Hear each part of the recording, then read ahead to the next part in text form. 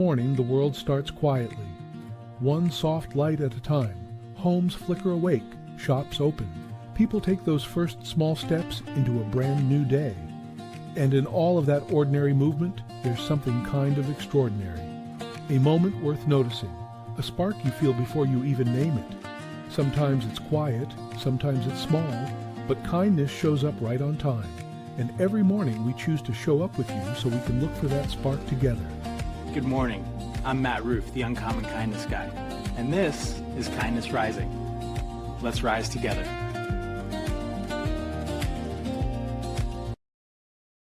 Good morning, everyone, and welcome to Kindness Rising, your morning dose of hope, humanity, and heart right here on the Mornings in the Lab Network.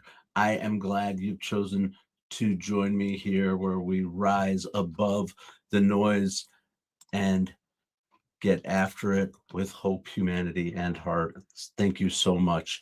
And we are continuing our conversation this week regarding business cycles and all the ups and downs and how businesses grow and change and the problems that happen along the way and stories of businesses known, maybe unknown, that have lived through these experiences. If you're out there in the community, please get involved in the chat. That's what we love. We love it when you subscribe. We love it when you get involved in the chat. That's what we are doing here on Kindness Rising, is building a community. A community? What's a community? I don't know, but I just said it.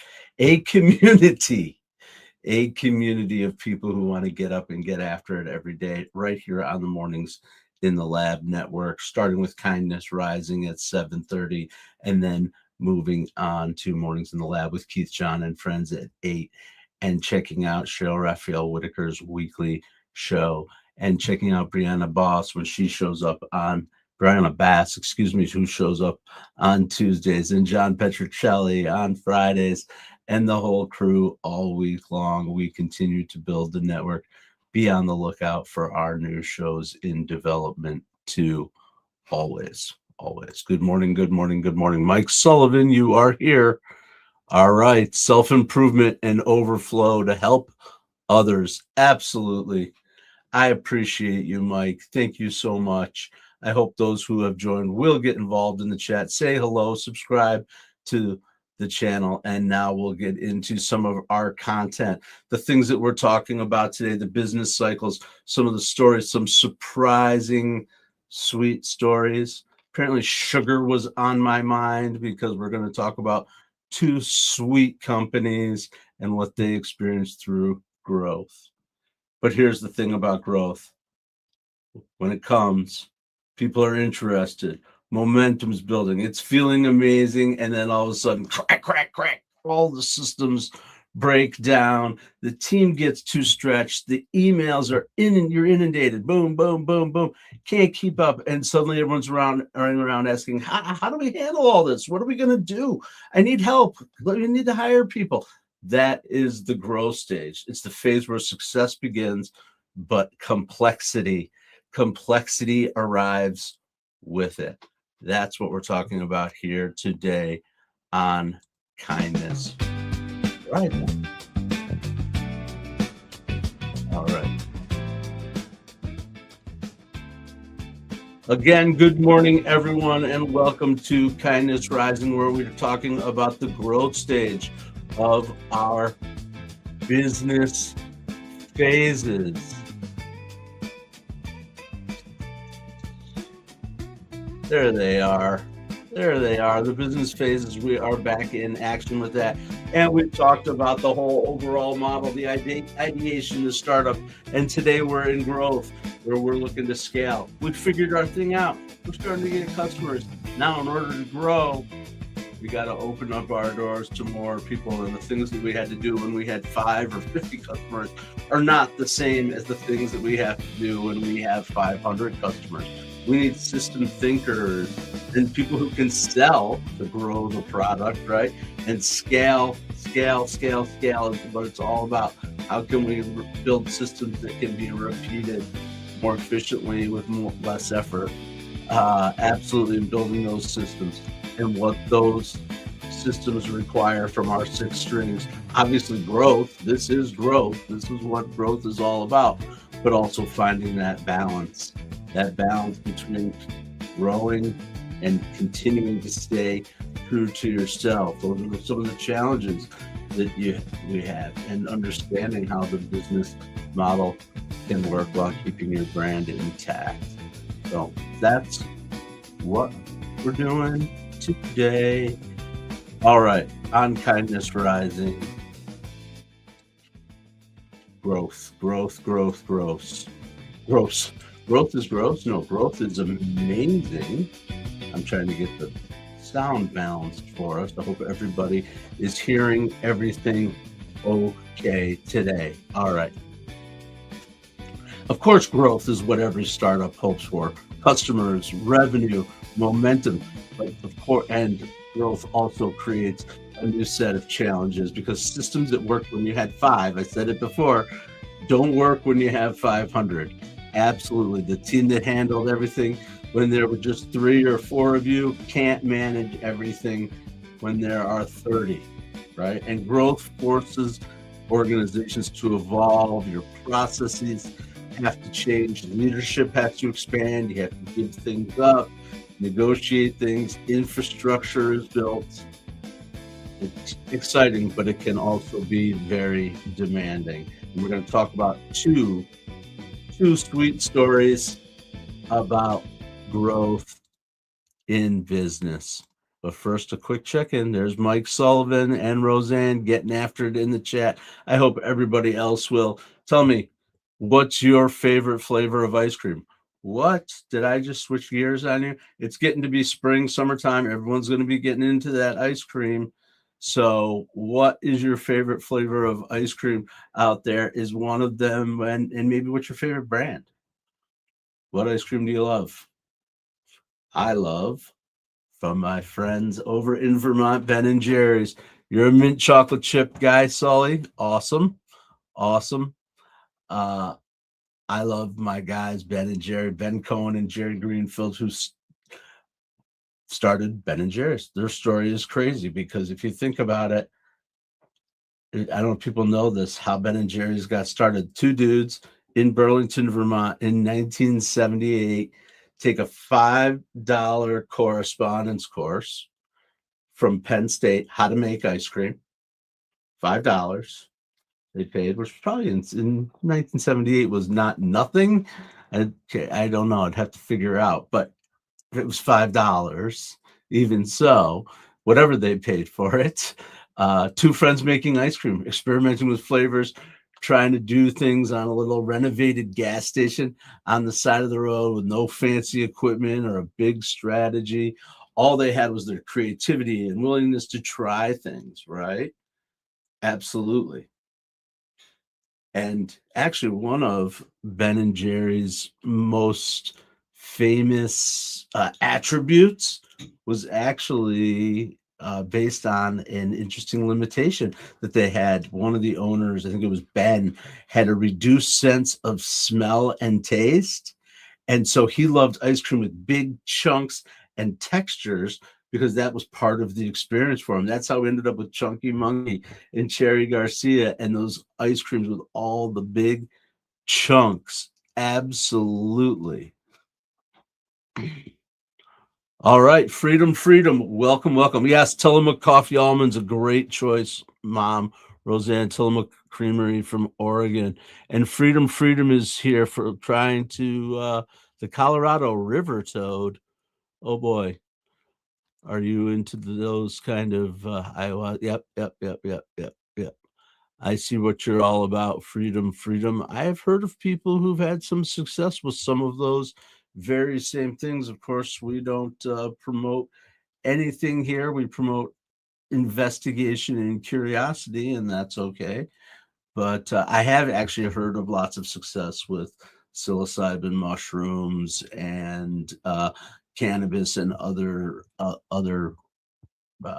natural substances for a variety of disorders and problems and concerns, and I believe in it. So, but I think it should be done with professionals who have experience and definitely medical advice or whatever. I am not a physician. Sounds like a great story. They had the what and the why, and the how later showed up. That's right, Mike. That's right, Mike Sullivan. Absolutely. Absolutely. That was what they did. That's what Ben and Jerry did.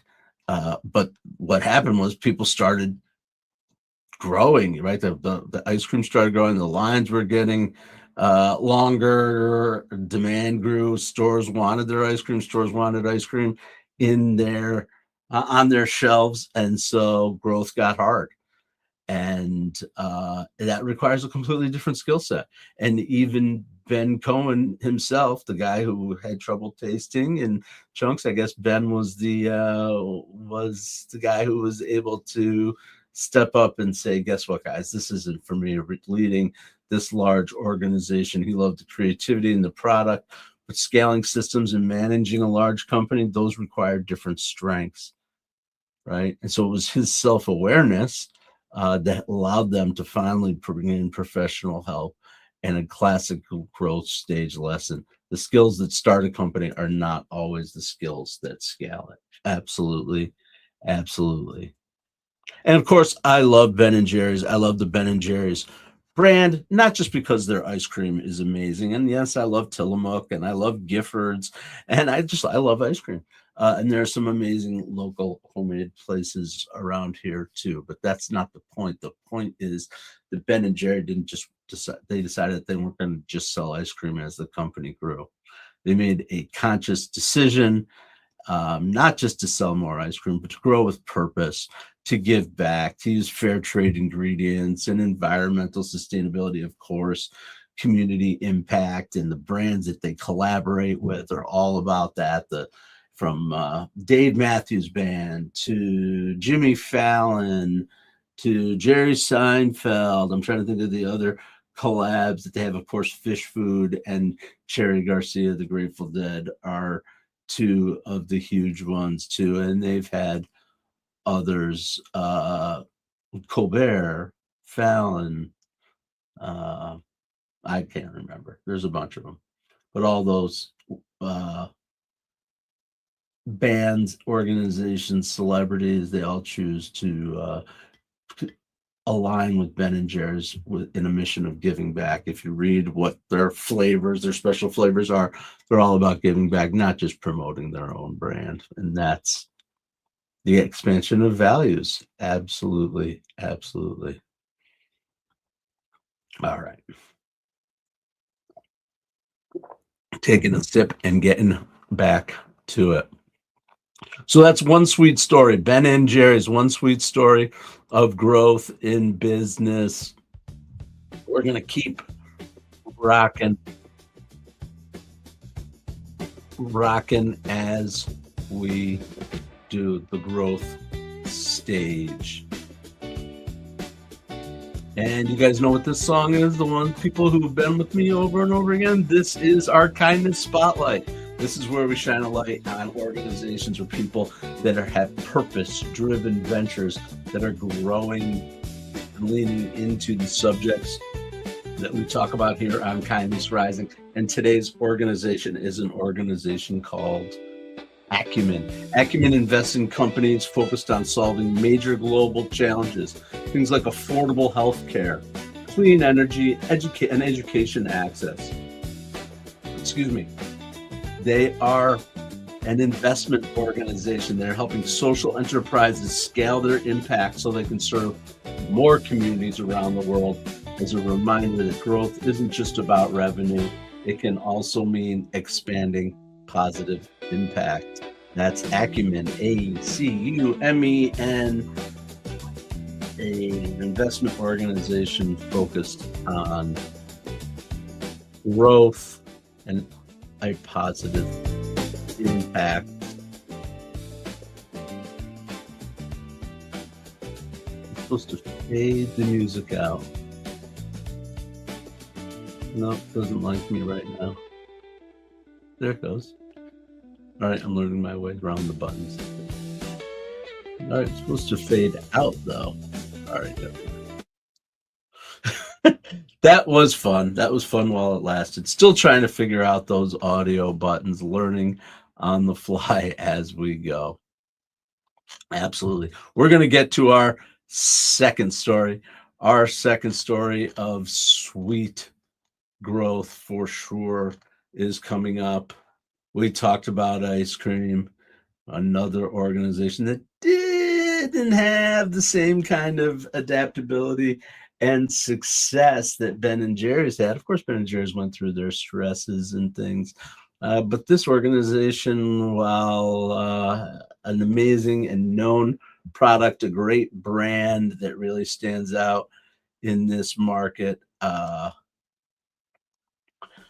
but had some trouble adapting over time. Because remember, growth doesn't just reward success, growth also tests the strengths of the systems underneath it. So if the systems don't evolve, growth can actually break your business entirely. When orders are coming in faster than they can be filled, and customer service gets overwhelmed, and teams become confused about roles, the leaders spend all their time reacting instead of planning, and suddenly the very thing everyone wanted, growth, becomes the thing creating the chaos. And of course, there's a very well-known example of this. We're getting back into our sweets. That's Krispy Kreme. Krispy Kreme with those hot donuts in the early 2000s, they really struggled. The company experienced explosive growth. You guys remember when Krispy Kreme landed on the scene? It seemed like there was a hot donut sign on every corner and everybody was talking about them, and the logo became iconic, and the little hats that they gave kids to wear, and everything was great. And then all of a sudden they couldn't figure it out. The systems couldn't keep up with the growth. The expansion was happening faster than the organization could actually manage, and so things got complicated and way more expensive and inconsistent, and eventually the company had to close a bunch of stores, basically go back to square one and restructure. Now they've come back and they've figured it out. But Krispy Kreme almost didn't exist in the early 2000s. It almost sank itself because growth revealed the weakness in the company and how it was scaling, right? And so the lesson isn't that growth, the lesson is that growth doesn't destroy the organization. That's what I'm trying to say. Unprepared growth does. If the leadership systems, the process, and the infrastructure don't evolve, then momentum turns into stress, and stress eventually turns into decline. Absolutely. But the good news is, there is good news in this. The good news is that leaders who can see the early warning signs can adapt, strengthen their systems, and clarify those roles to make sure that the growth goes well. That's Krispy Kreme and the growth and decline, and how we almost didn't have, the donuts.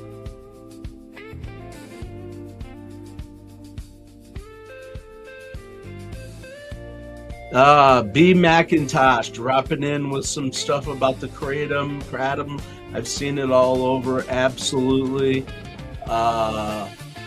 There's definitely a lot to say in that area related to Big Pharma and the way that, unfortunately, we all know the well-documented story of how Big Pharma got people hooked.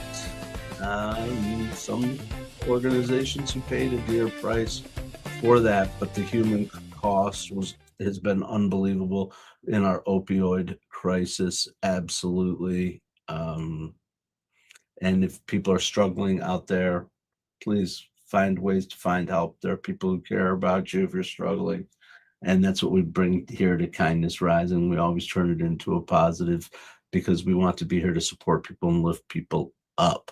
Absolutely.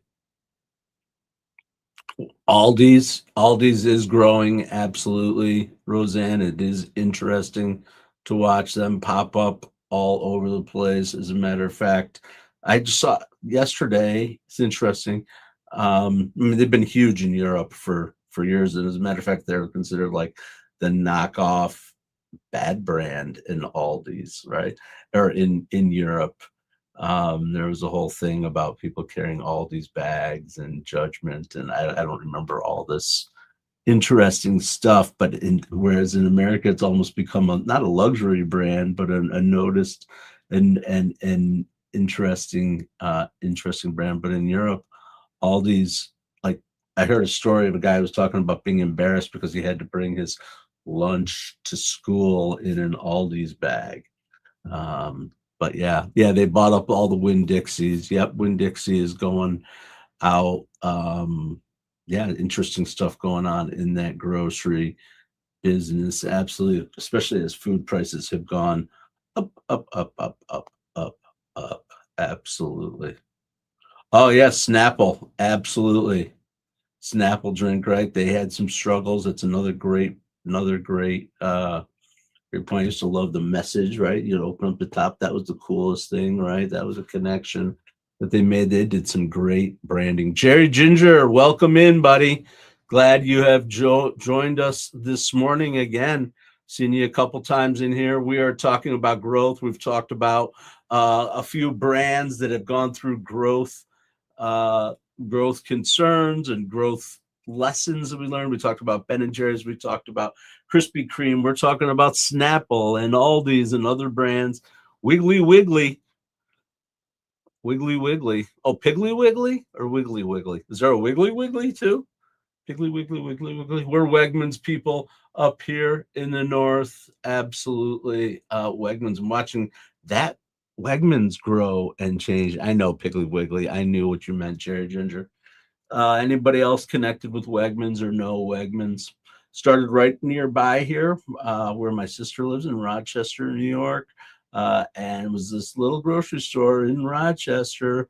And boom, boom, boom, they are growing like crazy. Dick's Sporting Goods, another one from right here in the area that I am in upstate New York. Another huge growth story. Now we're just name dropping companies. Oh, Jerry Ginger, you're a Kroger guy. Okay. So you must be Midwest, right? Isn't Kroger in Ohio and all that? I think Ohio, Kentucky. I'm pretty sure. First time I ever was in a Kroger was when I had an ex-girlfriend who went to college in Ohio, and we went to Kroger. I was like, what the hell is a Kroger? But apparently, yeah. Anyway,